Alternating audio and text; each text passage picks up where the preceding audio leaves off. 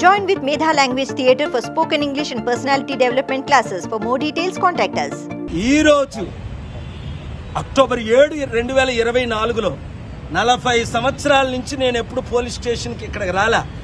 1-2 times డీజీపీని కలిసా. ఇక్కడ police ఆఫీసర్ని కలిసి పవన్ కళ్యాణ్ మీద 14 సెక్షన్లో కంప్లైంట్ ఇచ్చాను. ఏంటి, ఆయన తిరుపతి లడ్డూ గురించి మాట్లాడుతూ 1,00,000 లడ్డూలు కల్తీ చేసి అయోధ్యకు పంపించారని అబద్ధం. ఇన్వెస్టిగేషన్ అయిందే జూన్లో, అయోధ్య ఓపెనింగ్ జనవరిలో.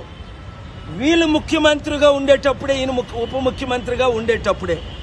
అలాగే హిందూ, ముస్లిం, క్రిస్టియన్ మనోభావాలు, ముఖ్యంగా ఆయన హిందువుల్ని కించపరుచుతున్నాడు.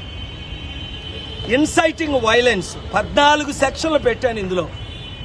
అండర్ ఆర్టికల్ 8 ఆయన్ని ఇమీడియట్గా డిస్క్వాలిఫై చేయాలి. ఉప ముఖ్య మంత్రి పదవికి ఆయన రాజీనామా చేయాలి. ఆయన్ని అరెస్ట్ చేసి ఇన్వెస్టిగేషన్ చేయాలి. ఎందుకంటే చట్టానికి ఒక ముఖ్యమంత్రి కానీ ప్రధానమంత్రి కానీ అబౌవ్ కాదు. ప్రెసిడెంట్ వివి గిరియే కోర్టుని అటెండ్ అయ్యవలసిన రోజులు ఉన్నాయి మన ఇండియన్ డెమోక్రసీలో. కనుక ఈరోజు నేను 40 సంవత్సరాల తర్వాత నేను పోలీస్ స్టేషన్కి ఇక్కడ హైదరాబాద్లో నేను ఇక్కడ ఉంటున్నాను కనుక వచ్చి కంప్లైంట్ ఇచ్చింది ఏంటంటే, తక్షణమే ఆయన నోరు మూయించాలి. నేను అనేక సార్లు మీడియాలో చెప్పాను, తమ్ముడు పవన్ కళ్యాణ్ ఇష్టం వచ్చినట్టు పిచ్చుకొక్క కరిచినట్టు వాగొద్దు. ఏయో మాట్లాడుతున్నావు, అవన్నీ రాంగ్. నీకు ఎవరు స్క్రిప్ట్ ఇస్తే అది ఈ సినిమా ఫీల్డ్ లాగా నువ్వు చదివేస్తున్నావు, అది చట్ట విరుద్ధం. అవన్నీ రుజువులతో సహా ఈ కంప్లైంట్ ఇవ్వడం జరిగింది. తక్షణమే న్యాయం జరుగుతుందని నేను ఆశిస్తున్నాను. తద్వారా 145 కోట్లు భారతీయులకు, ముఖ్యంగా 100 కోట్లు హైందవులు మనోభావాలు దెబ్బతీశాడు. తిరుపతిని డిఫేమ్ చేశాడు, లడ్డూని డిఫేమ్ చేశాడు, ఫ్యాబ్రికేటెడ్ ఎవిడెన్స్ లేకుండా మిస్లీడ్ చేశాడు. నువ్వు అనుకుంటున్నావా పవన్, నేను సనాతన ధర్మం అంటే ఎవడైనా నమ్ముతాడా? నువ్వే అన్నావు నేను క్రిస్టియన్ని బాప్తిజం తీసుకున్నానని.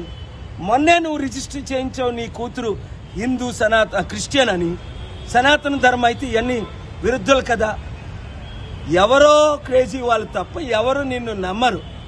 నేను ముస్లిం గౌరవిస్తున్నాను అన్నావు, బీఫ్ తింటాను అన్నావు, స్వామి వివేకానందన్ నువ్వు మిస్లీడ్ చేస్తున్నావు. కనుక తక్షణమే నువ్వు ఉప ముఖ్యమంత్రి పదవికి రాజీనామా చేయాలి.